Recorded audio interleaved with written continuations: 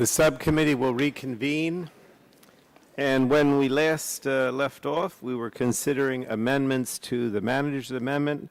I would ask if any members seek recognition to offer an amendment to the manager's amendment. Mr. Blunt. Recognize the gentleman from Missouri to offer an amendment. Hello. Mr. Chairman, I do have an amendment that I intend to offer and withdraw, and hopefully we can continue to have further discussion of this particular issue. This is an amendment that would...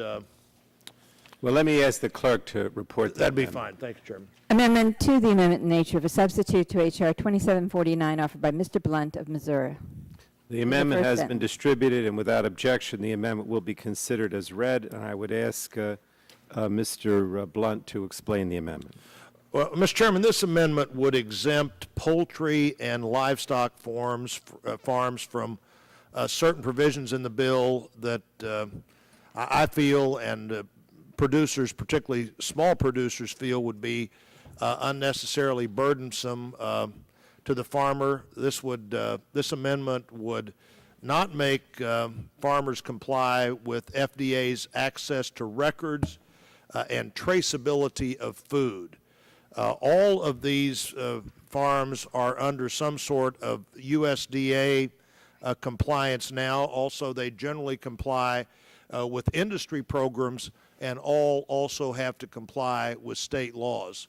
The idea of an additional FDA inspector having new levels of access to farm records and farming programs seems to me to be unnecessary. It seems to me to be redundant and certainly a hardship for smaller operations. This idea of traceability of all animal food, all animal feed in a system, having grown up on a dairy farm and a farm where we raised hogs as well as had a dairy operation and a beef cattle operation. Many farms still operate with the same pen and pencil and paper record-keeping system that was used 25 years ago. Traceability of all food makes it very difficult for the small producer particularly to compete, and at the large producer level, I'm confident is absolutely unnecessary. At the large producer level, they are already keeping track of those things, from lots of animals to exactly what food products those animals have. And so, Mr. Chairman, I would offer this amendment. I hope we have a chance to discuss it further.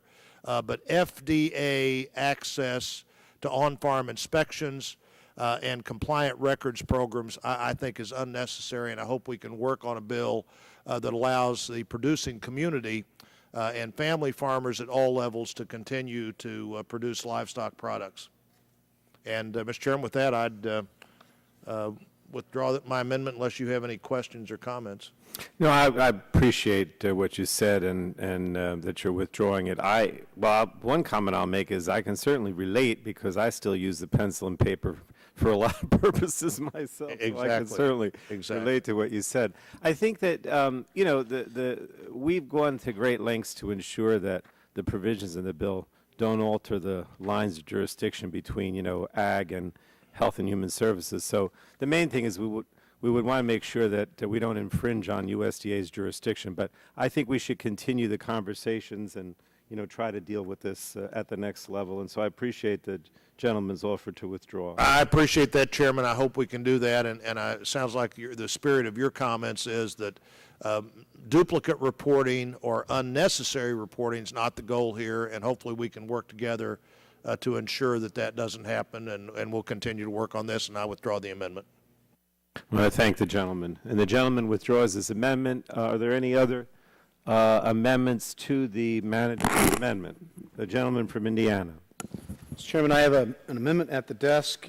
It would be Boyer number 22. The clerk will report the amendment. Amendment to the amendment in the nature of a substitute to H.R. 2749 offered by Mr. Boyer of Indiana. The amendment has been, or is being distributed, I should say. And Without objection, the amendment will be considered as read, and I'd ask the gentleman to explain his amendment. Mr. Chairman, I offer this amendment to clarify the bill to ensure that seafood and fish taken from other fish farms are included in the definition of farms, which are exempt from the tracking and trace requirements under Section 107.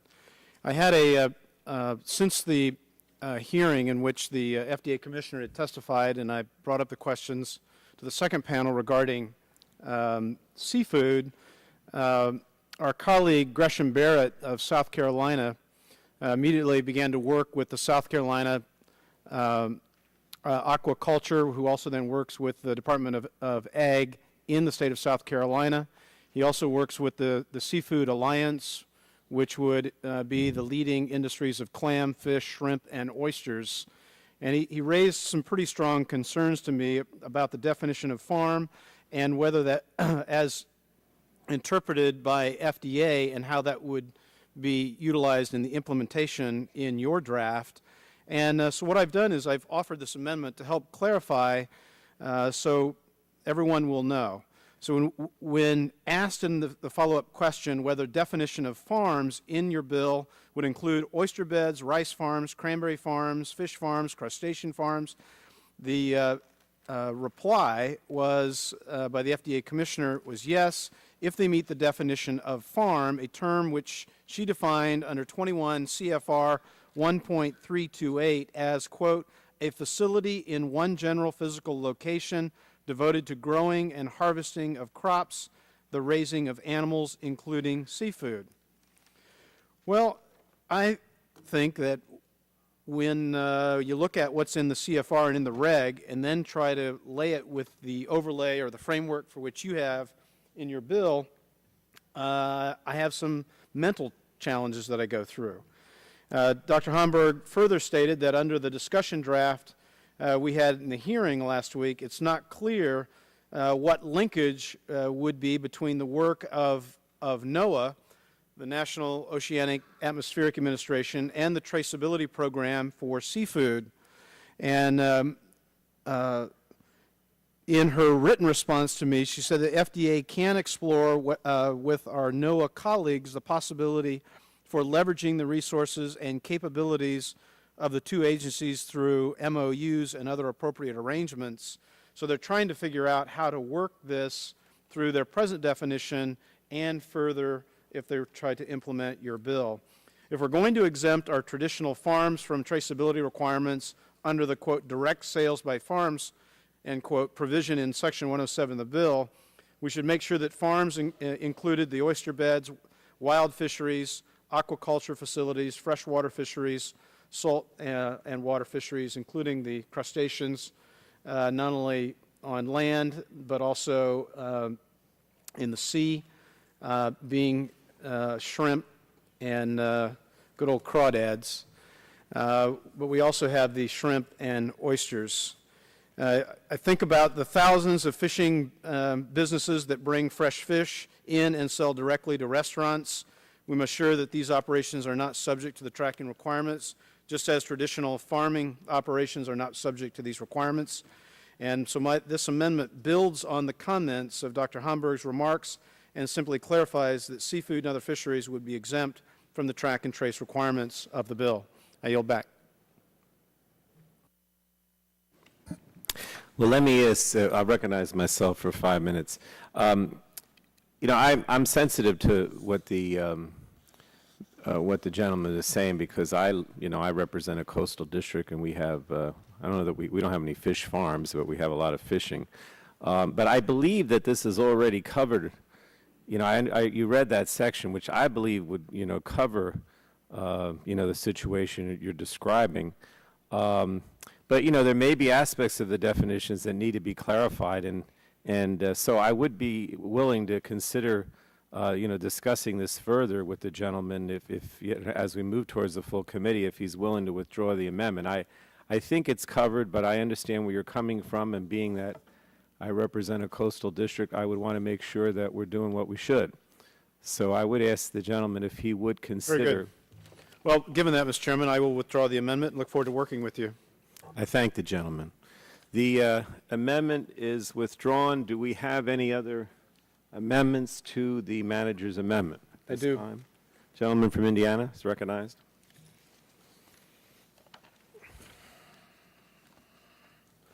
This is an amendment at the desk. It would be under, by Mr. Rogers, number 21. Clerk will report the amendment. This is a Rogers amendment? Yes. Okay. So I'm offering this amendment on behalf of Mr. Rogers. And really, it's a, oh, I'm sorry. We're ready.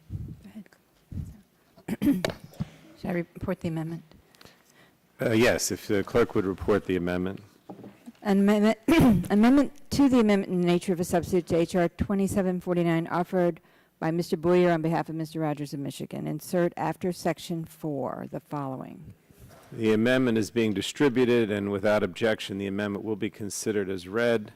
And I would ask Mr. Boyer to explain the amendment on behalf of Mr. Rogers. I think what Mr. Rogers, what he brought up when we did the bill, Mr. Waxman's bill regarding tobacco, was he was greatly concerned, and I think all members have been concerned about the stress that we, the Congress, over the last 25 years have placed upon FDA. They have their core missions, yet we continue to place many requirements upon them, and we recognize that this is one of the agencies of government that is truly stressed and under-resourced. And recognizing that, we were given assurances, this committee was given assurances during Mr. Waxman's markup on the tobacco legislation, that there would be sufficient monies in the tobacco bill to ensure that as that new requirement is as the new requirement stands up within FDA, that other functions within FDA are not harmed. And so I think that's why Mr. Rogers has drafted this amendment. And it simply states, the Secretary of Health and Human Services and the Commissioner of Food and Drugs shall not transfer any employee from the Center of Food Safety and Applied Nutrition to any center, agency, or office responsible for regulating tobacco products. So we want to make sure that the people that we have can actually do the core missions of the FDA and do not transfer this over to the new functions regarding the regulation of tobacco. With that, I yield back. Let me recognize myself for 5 minutes. First of all, I definitely remember that during the tobacco hearing and markup that the gentleman repeatedly expressed concern over the stress that might be placed on the FDA. We have no intent of transferring any of the resources from the foods program to any other part of the FDA, including the tobacco program, and the fees in the bill are directed specifically to food safety activities. Also, as I responded to the gentleman during the tobacco bill debate, the tobacco program is fully funded with its own fees and resources. However, with that said, we're happy to work with you on language to clarify this intent and to try to address your concerns, which I know you've made many times. And so with that, I'd ask the gentleman, I guess again on behalf of Mr. Rogers, to withdraw his amendment. Given your spirit of cooperation on behalf of Mr. Rogers, I withdraw his amendment. I thank the gentleman, and the Rogers amendment is withdrawn at this time. Any other member have any amendments? The gentleman from Georgia, Mr. Gangry. Mr. Chairman, I have an amendment at the desk. And the clerk will report the Gangry amendment. Amendment to the amendment in the nature of a substitute to H.R. 2749 offered by Mr. Gingrey of Georgia. Add at the end of the following new section and make such conforming amendments as may be necessary. The amendment has been distributed, and without objection, the Gangry amendment will be considered as read, and I'd ask the gentleman from Georgia to explain it. Thank you, Mr. Chairman. I do have an amendment that I'm offering, but I do intend also to ask unanimous consent to withdraw it. However, I'd like to use the time to discuss an issue that I'd like to bring to the subcommittee's attention so it can be addressed before this bill goes to the full committee. First, I'd like to thank you, Mr. Chairman, for working in a very bipartisan way in crafting this legislation. This bill exemplifies the policy accomplishments that can be made when partisan politics are put aside in order to work for the true benefit of the American people, particularly in the realm of food safety. The amendment in the nature of a substitute addresses a number of the concerns that were raised by my colleagues, but despite the progress on this legislation, I still have some concerns that may have a profound effect on our agricultural community, and that's why I've chosen, Mr. Chairman, to offer this amendment. Sections 106 and 203 of the underlying bill give fairly broad inspection authority to the FDA, and this may have a direct impact on our growers and livestock producers. In particular, this has the potential of opening on-farm inspections to the jurisdiction of the FDA. The USDA, the United States Department of Agriculture, and individual state agricultural departments already work diligently with their experts to inspect our farms to ensure their safety. In my district alone, the USDA inspects over 2,400 cattle farms, nearly 600 poultry farms, and over 80 hog farms. And I fear that authorizing funding for the FDA to enter this same arena would be duplicative in nature and potentially cause an unneeded burden on agribusiness. Furthermore, additional resources for the FDA and on-farm inspections will likely divert those precious funds away from other important areas of food safety that the FDA regulates. So this amendment would simply add language that exists in companion legislation on food safety in the Senate.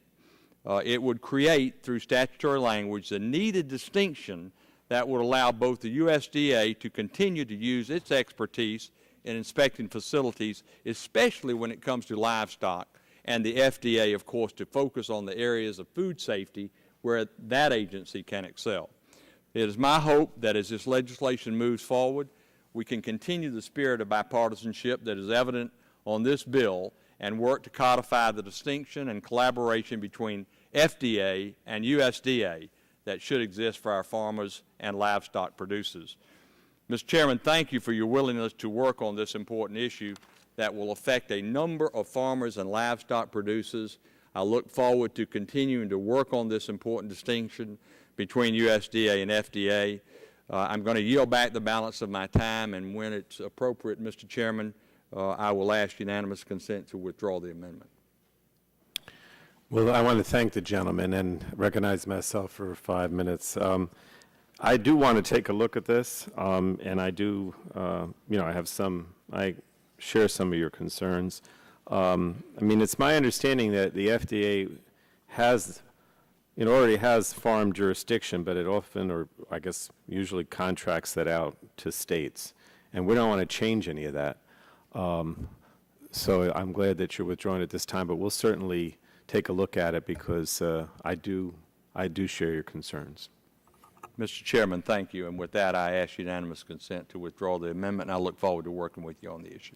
I thank the gentleman, and he has withdrawn his amendment. Do we have any other amendments to the substitute, the ranking member, Mr. Barton? Mr. Chairman, I want to offer an amendment that's called Shadegg 95.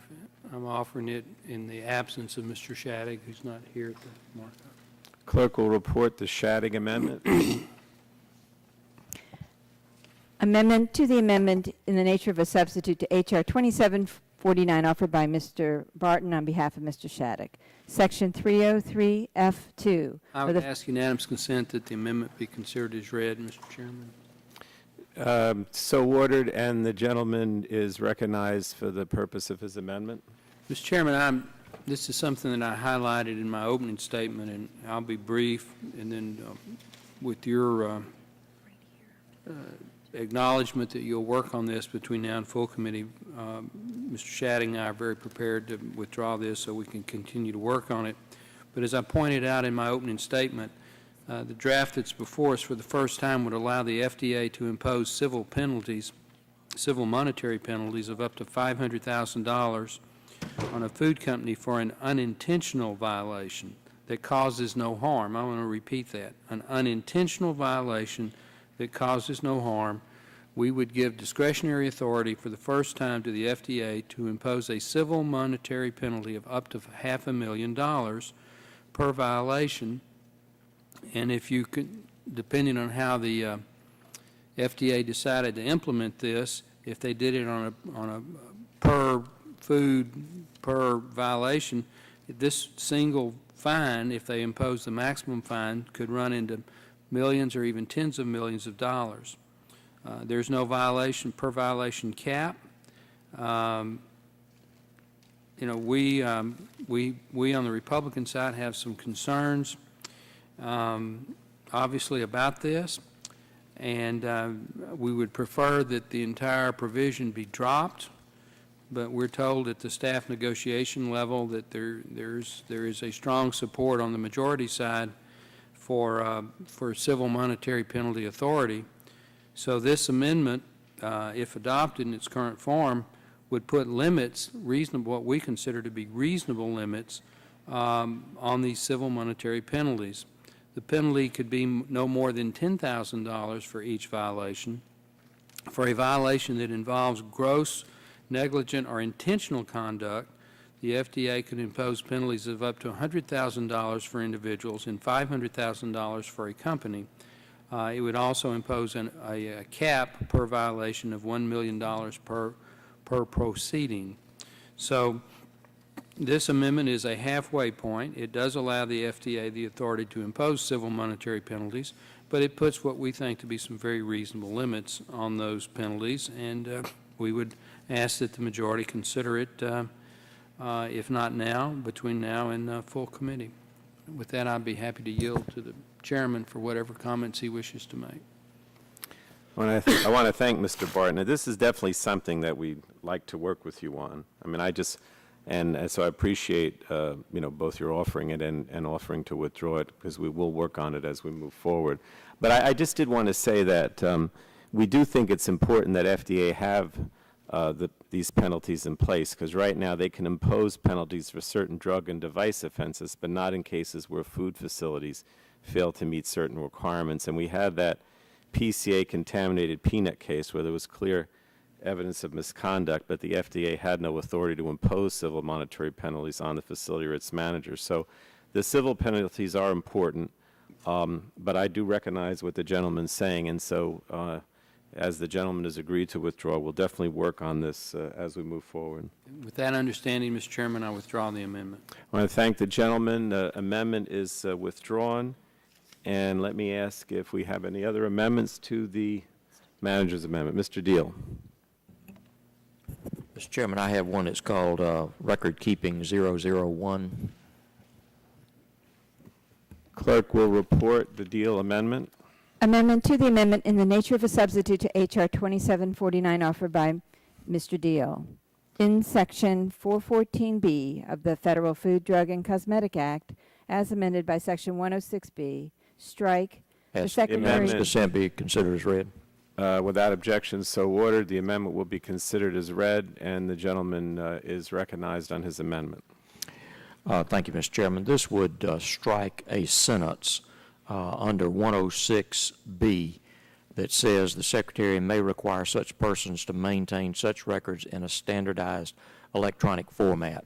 Now, we know that everything is moving in that direction, but there are still those in the production and in the processing chain that do not maintain all records in that format. Things like having a log for employees when they wash their hands, or time temperature logs. They're generally handwritten, and especially for smaller producers or processors, many of their records are not in electronic format.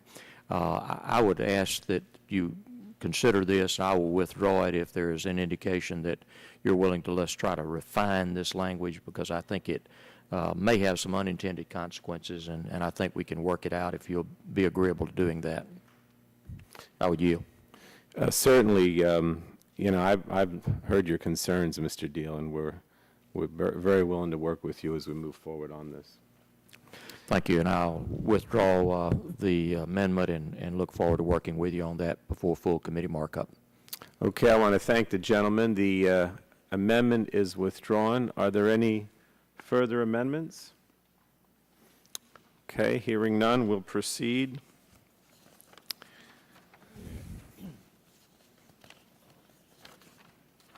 we'll proceed to vote on the amendment, the manager's amendment, or the amendment in the nature of a substitute. The question now occurs on the amendment, the question now occurs on the manager's amendment in the nature of a substitute. All those in favor of the amendment will say aye. All those opposed say no. In view of the chair, the ayes have it, and the amendment is adopted. Does any other member seek recognition at this time? If not, the question occurs on the chairman's amendment in the nature of a substitute.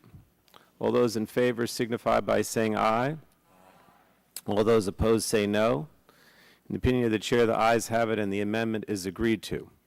And now the subcommittee will move forward on H.R. 2749 as amended to the full committee with the recommendation that the bill pass. All those in favor will say aye. All those opposed say no. In the opinion of the chairs, the ayes have it, and the bill H.R. 2747 is favorably forwarded to the full committee as amended. Did I give the wrong number? I apologize. The bill that we're forwarding is H.R. 2749. Do we have to redo it? Okay. Let's just do it again, since I gave you the wrong number. You almost forwarded a Republican bill, Mr. Chairman. Okay. So we'll now move again, or for the first time, that the Subcommittee on Health move forward H.R. 2749 as amended to the full committee with the recommendation that the bill pass. All those in favor will say aye. All those opposed say no. In the opinion of the chair, the ayes have it, and the bill H.R. 2749 is favorably forwarded to the full committee as amended. And I'd ask unanimous consent that the staff be authorized to make technical and conforming corrections without objection, so ordered. Let me just thank everyone. I know this seems sort of anticlimactic at this point, but tremendous amount of work went into this bill over the last few years, and particularly by Mr. Dingell, Mr. Stupak, and some of the other members that are here, as well as the Republicans. And it truly is bipartisan, and we do intend to move forward, as Mr. Waxman said, and move it to full committee next week. But in the meantime, we will try to address some of the concerns that were raised today and some of the amendments that were withdrawn. So I want to thank everyone and all the staff again, and the subcommittee is now adjourned.